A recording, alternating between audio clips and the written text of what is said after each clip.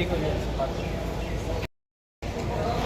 Sir Delhi में गए थे, बात मैं हुई दिल्ली थी? में नहीं गया था, मैं शिलोंग गया था और मैं गुवाहाटी से आज वापस आ रहा हूँ वाया शिलोंग।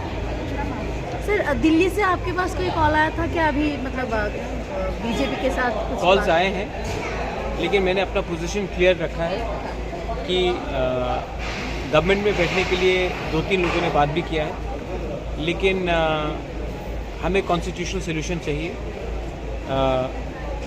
अगर आज मंत्री बनकर हम बैठ गए गवर्नमेंट में और अपने कम्युनिटी को कुछ नहीं दिया, तो ये वही चीज़ होगा जो IPFT ने किया था।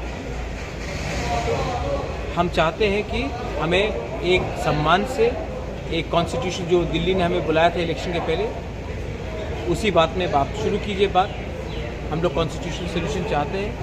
जब कॉन्स्टिट्यूशनल सोल्यूशन का बात होगा, उसी के बाद हम गवर्नमेंट के बारे में सोचेंगे, वरना बिना अपने 14 लाख तिपरासा को कुछ देकर अगर 2-3 लोगों को मंत्री बना दिया, तो ये हमारे तिपरासा, हमारे जनजाति के संग नाइंसाफ़ी हो। सर ओथ टेकिंग के बारे में आप लोगों का क्या डिसीजन है अभी? वोट टेकिंग तो हम नहीं कर रहे हैं, वोट टेकिंग तो ऑनरेबल CM मानिक शाह जी कर रहे हैं।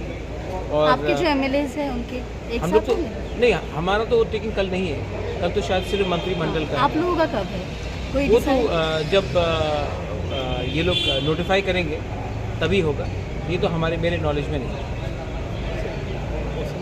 सीएम ने आपको बुलाया जो बेटा अंजुमन छोड़ के उसको सबको लागत करने के लिए, उसको विषय में आसाम के CM ने बुलाया, बात किया।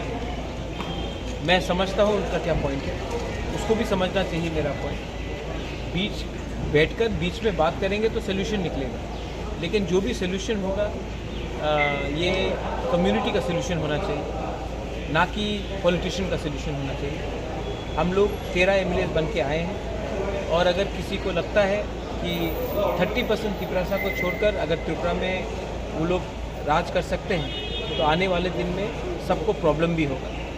हम क्या चाहते हैं? हम भूमि पुत्र हैं, हम हानि पुसा हैं, हम अपना अधिकार चाहते हैं।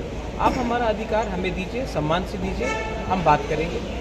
अगर आपको लगता है कि सिर्फ ये अलायंस होगा सिर्फ क्योंकि मंत्री बनना है, तब अलायंस नहीं होगा। ये अलायंस तभी होगा जब आप हमें कॉन्स्टिट्यूशनल सोल्यूशन दें। Thank you.